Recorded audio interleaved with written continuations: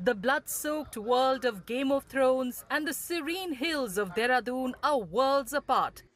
Yet few know that it wasn't a sprawling Western studio or a global manufacturing giant, but a little-known, unassuming company from this quiet Indian hill town that armed the show with its razor-sharp daggers, gleaming swords and battle-worn armor.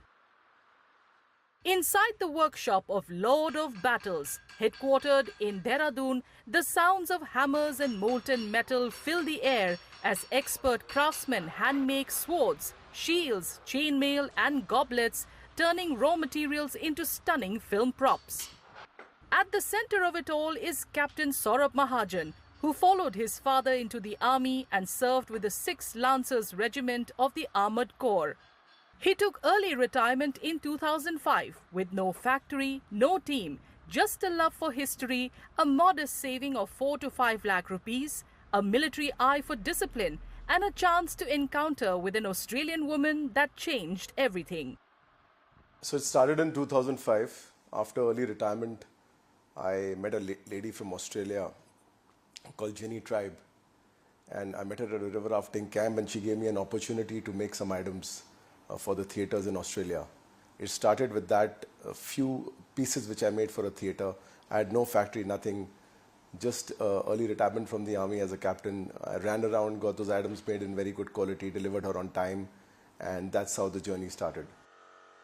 What started as a handful of custom pieces for Australian theatre quickly grew into full-scale armoury production.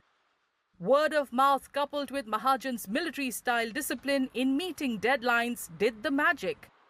Soon, some of the biggest names in global epics were lining up to have their mythical worlds brought vividly to life by Lord of Battles' expert craftsmanship. But the real turning point, Mahajan recalls, came in 2014, when an order arrived for Season 4 of Game of Thrones, followed soon after by Season 5. Game of Thrones break came when we got the order for Game of Thrones Season 4. This was a very, very big order.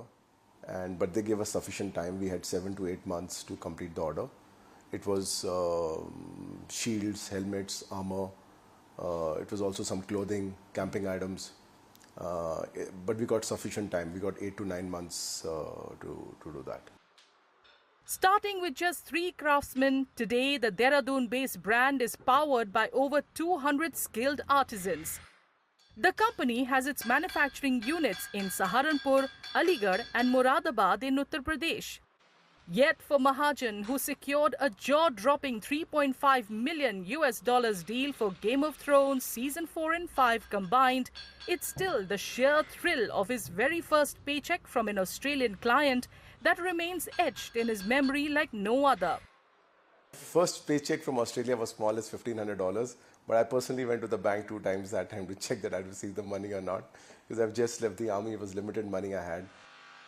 Interestingly, more often than not, Mahajan and his team have no clue what project they're working on, no title, no cast, no storyline. All they get is the volume of the order. The mystery unfolds only after the trailer drops or the film hits theatres. That's when Mahajan and his entire team rushes to the cinema, all eager to spot their handiwork lighting up the big screen. We'd gone to PVR recently and we watched the movie, and then all the craftsmen said, this is what I made, I made this took an extra time, I made a sample for this 4 times, and this is the leather work I did on top of that. So it's very exciting when the movie is released and then these people see, the team who's worked hard for the movie, see what they've made. An avid admirer of history, having worked on numerous Hollywood productions, Mahajan currently has no Bollywood project in the pipeline, but he's more than ready to jump in if the right opportunity arises. His dream project, a Mughal-era epic. There's something related to Mughals because I am keen on that, but it has to be exactly like, like Game of Thrones or The Hobbit, well planned, proper designs, everything perfect, and then I would be very keen to do that. Lord of Battles began as a small spark in Dehradun, but has today truly ignited a global legacy in cinematic craftsmanship.